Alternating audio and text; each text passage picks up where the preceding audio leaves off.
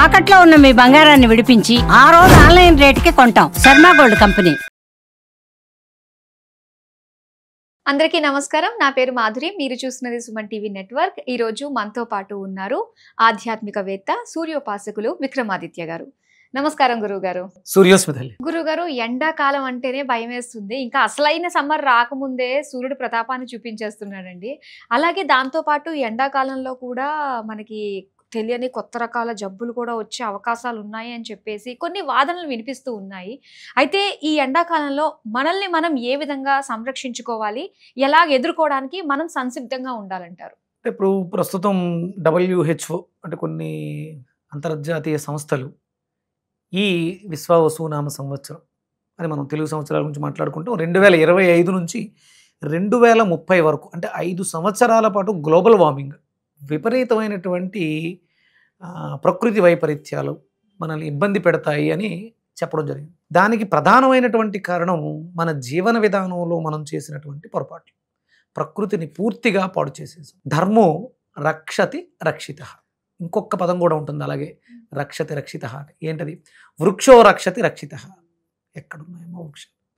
ఎండ వేడి నుంచి, సూర్యప్రతాపం నుంచి మనల్ని సేద తీర్చేది ఏది? చెట్టే కదా. మన అవసరాల కోసం బహుళజాతి అంతస్తుల భవనాలు, హర్యానాలు, ఇది 25 అంతస్తులు, 35 అంతస్తులు, 40 అంతస్తులు నిర్మించేసి ప్రకృతిని ఎంత పాడు చేస్తున్నాం. మరి దీనివల్ల వచ్చేటువంటి పర్యవసానాన్ని ఎవరు అనుభవించాలి? మనమే. అంటే మనతో పాటు ఉండేటువంటి, అంటే కట్టింది ఎవరో, ఆకాశ హర్యానాలలో నివసిస్తున్నది ఎవరో, కానీ అందరం కూడా ఈ ఇబ్బందులను ఎదుర్కోవాల్సి వస్తుంది. ఇలాంటి వాటిని మనం ప్రతిఘటించాలి. లేదు దానికి ప్రత్యామ్నాయంగా ఇంకోటి ఏదైనా చేయాలి. ఒక చెట్టును కొట్టాల్సి వచ్చింది, ఒక 3 చెట్లు నాటమని శాస్త్రం చెప్తుంది. మనం వృక్షాలని నాటాలి. నాటకపోతే ఇబ్బంది పడతాం. అందులో మీరు కుంకుడికాయ చెట్టు చూసారా? లేదండి. కుంకుడికాయలు ఎక్కడి నుంచి వస్తాయి? కుంకుడికాయ చెట్టు నుంచే వస్తాయి. ఇప్పుడు మీరు షాంపూ వాడుతున్నారు, కుంకుడికాయలు వాడట్లేదు కాబట్టి కుంకుడికాయ చెట్టు గురించి తెలియదు. కుంకుడు చెట్టు భూతాపాన్ని తగ్గిస్తుంది, శరీర తాపాన్ని కూడా కుంకుడు చెట్టు తగ్గిస్తుంది. తాపము, అగ్రెసివ్నెస్ని కంట్రోల్ చేస్తుంది. కుంకుడికాయలు వాడట్లేదు కాబట్టి మన హెడ్ తాపంతో రగిలిపోతూ వైట్గా మారిపోతుంది. మెలనిన్ డెఫిషియన్సీ వస్తుంది. ఉసిరి చెట్లు ఇవన్నీ కూడా అద్భుతమైనటువంటి మన శరీరానికి ఆరోగ్యాన్ని చేకూర్చడంతో పర్యావరణాన్ని కూడా రక్షిస్తూ ఉంటాయి. అవి లేవు. మీరు మోదుగ చెట్టు విన్నారా? మోదుగ చెట్టు విన్నారు. మనకి తెలంగాణలో కనిపిస్తూ ఉంటాయి. ఈ సీజన్ మోదుగ సీజన్. అవి చూడడానికి పువ్వులు ఆరెంజ్ కలర్లో ఉంటాయి. ఈ కలర్లో చిలక ముక్కులా ఉండి చాలా అద్భుతంగా ఉంటాయి. ఇలా ఉంటాయి మోదుగ. కానీ అది ఉష్ణ సంకేతం, కానీ అది చాలా చలువ. అంటే మోదుగు చెట్టుకి అది దేవత చంద్రుడు, మనస్కారకుడు. ఎక్కడైతే మోదుగు చెట్టు ఉంటుందో అక్కడ కింద భూగర్భంలో జలాలు ఉంటాయని శాస్త్రం చెప్తుంది.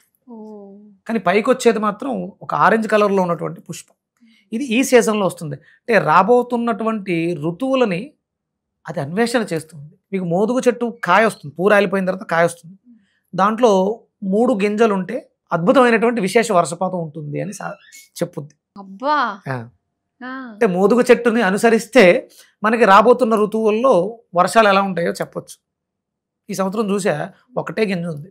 అసలు లేవు వర్షాలు? ఉన్నాయి, చాలా తక్కువగా ఉన్నాయి. ఒకటే గింజ ఉందమ్మా.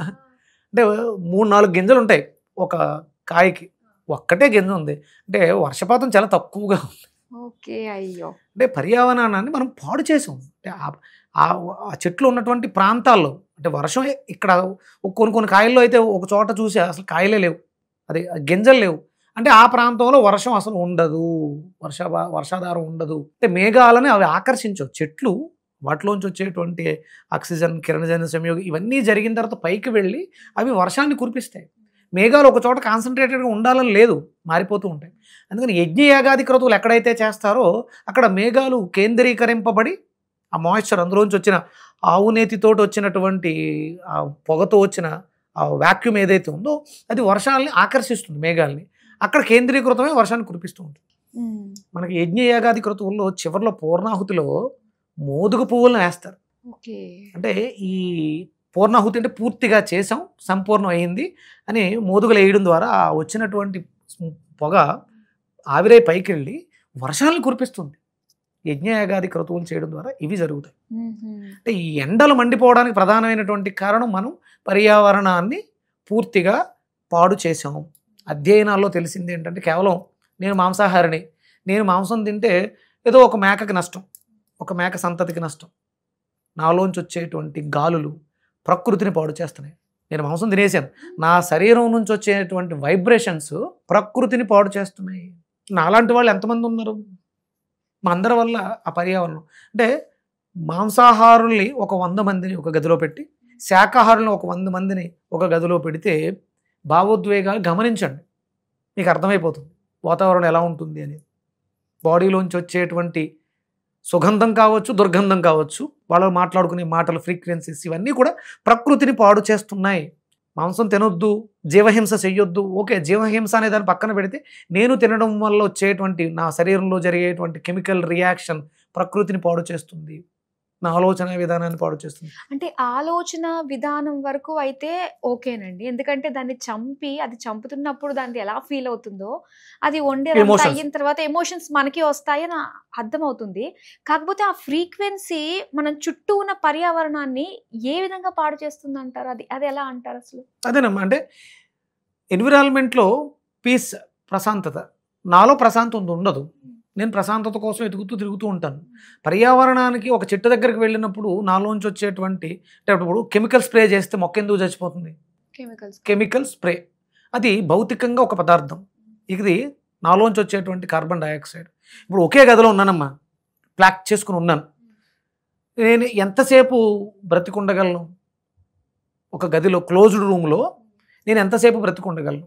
ఊపిరి కూడా ఆడుకోలేదు. ఎందుకు అంటే నేను తీసుకుని విడిచిపెట్టే గాలి, నాకు ప్రాణాధారమై ఉన్నటువంటి గాలి కొంతసేపటికి మారిపోతుంది. అందుకని నేను ప్రాణాయామం చేసి నేర్చుకున్నటువంటి వ్యక్తిని.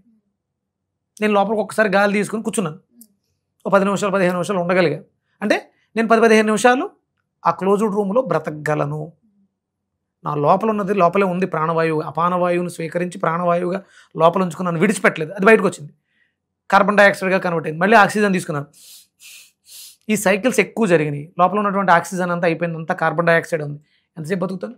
నాలోంచి వచ్చింది నన్నే చంపేస్తున్నప్పుడు, నాలోంచి వచ్చింది అవతల జీవరాశిని చంపద ప్రకృతి. అంటే తోటలు ఎండిపోవచ్చు, రెగ్యులర్గా ఇలాంటి వాళ్ళు ఎక్కువైపోయాం.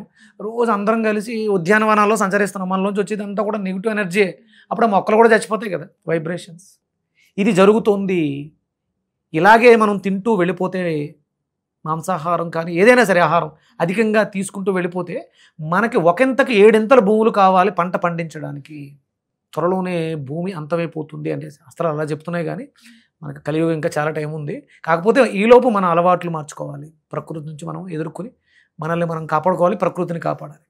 సరే, మీరు అడిగారు ఇంత పెద్ద సమస్య వచ్చింది, ఎండాకాలం వచ్చింది, ఈ ఎండాకాలం నన్ను నేను ఎలా కాపాడుకోవాలి? అందరూ కూడా నిమ్మకాయలు దగ్గర పెట్టుకోండి. నిమ్మకాయ ప్రాణాన్ని ఫ్రీజ్ చేస్తుంది, పోకుండా ఆపుతుంది. అంటే ఏదైనా వస్తువు పాడైపోకుండాను ఎక్కువ రోజులు నిల్వ ఉండడం కోసం ఫ్రిడ్జ్లో పెడతాం కదా, అలా మన ప్రాణాన్ని ఫ్రీజ్ చేస్తుంది పోకుండా. నిమ్మకాయ దగ్గర పెట్టుకోండి. అంటే ఇప్పుడు రీసెంట్గా చూసాం, ఒక వ్యక్తి చాలా అసహాయ స్థితిలో రోడ్డు మీద ప్రయాణం చేస్తూ మన యాక్సిడెంట్లో చనిపోయారు కదా. నాకు అనిపించింది ఏంటంటే ఆయన ఎండ దెబ్బకి కొంచెం ఇబ్బంది పడ్డట్టుగా కనిపించింది. నిమ్మకాయ దగ్గర ఉంటే కొరికితే జ్యూస్గా తీసేసుకుంటే ప్రాణాపాయ స్థితి నుంచి ఎవరైనా వచ్చి నన్ను రక్షించేంత వరకు ఉపయోగపడుతుంది. మన దగ్గర నిమ్మకాయ, అంటే పెద్దలు కూడా నిమ్మకాయ పట్టుకెళ్ళం అంటే బస్సులో వెళ్తుంటే వాంతులు అవుతుంటే ఆపడం కోసం కాదు, ప్రాణాపాయ స్థితి నుంచి నేను రక్షించడం కోసం నిమ్మకాయని క్యారీ చేయండి. రెగ్యులర్గా నిమ్మకాయని అధికంగా తీసుకోండి, నిమ్మకాయకి ఆ శక్తి ఉంది. అలాగే నేను మామూలుగా చెప్తూ ఉంటాను, బూడిద గుమ్మడికాయలో విపరీతమైనటువంటి ప్రాణశక్తి, దానికి చలువ చేసే గుణం కూడా. అది ఉష్ణం. బూడిద గుమ్మడికాయ అరుగుదలను మెరుగుపరుస్తుంది, అది ఉష్ణం. అరుగుదలను చేసేది ఉష్ణం, కానీ ఉష్ణేన శీతలం. ఇది ఆ ఉష్ణాన్ని శీతలంగా మార్చి చలువ చేసే గుణాన్ని ఇస్తుంది. అందుకని బూడిద గుమ్మడికాయలో నిమ్మకాయ రసాన్ని పిండుకొని కొంచెం ఉప్పు వేసుకుని ప్రతిరోజు కూడా ఈ సమ్మర్ అంతా కూడా తీసుకోవడం ద్వారా సూర్యతాపం నుంచి కోపోద్రేకుడై మనల్ని చేసిన తప్పులకి శిక్ష విధిస్తున్నటువంటి సూర్యభగవానుడిని కూష్మాండం ద్వారా, బూడిద గుమ్మడికాయ ద్వారా ఒక రక్షణ కవచాన్ని ఏర్పరుస్తుంది. స్వామి తెలియక తప్పు చేశాను, శిక్షించుకొని వేడుకోవడానికి అవకాశం ఉంటుంది. బూడిద గుమ్మడికాయని నిమ్మకాయని విరివిగా తీసుకోండి ఈ ఎండాకాలం అంతా కూడా. అలాగే మనకి చాలా చాలా రకాలు ఉన్నాయి. సబ్జా గింజలని, సగ్గు బియ్యం అని, బార్లీ అని, ఇలాంటి చలువ చేసే గుణాలు కలిగినటువంటివి చాలా ఉన్నాయి.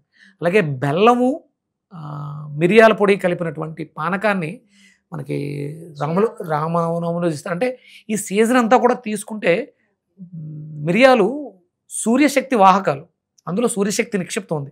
అంటే సూర్యుని ఎదుర్కోవాలంటే నాలో ఉండాల్సింది మళ్ళీ సూర్యశక్తి. నేను విపరీతమైనటువంటి చల్లగా ఉన్నానమ్మా, నా చేతులు చాలా చల్లగా ఉన్నాయి. వేడిగా ఉన్న వస్తువును పట్టుకుంటే ఎక్కువ కాలుతుంది. నేను వేడిగా ఉన్నాను, అది వేడిగా ఉంది, పెద్దగా మనకి తారుతుంది. అంటే ఉష్ణశక్తిని అధికంగా తీసుకోవాలి. బూడిద గుమ్మడికాయలో చలువ చేసే గుణం ఉంది కానీ అది ఉష్ణకారకము. మిరియాల్లో చలువ చేసే గుణం ఉంది కానీ అది క్షారము, అది వేడి, అందులో ఉన్నది వేడే, సూర్యశక్తి.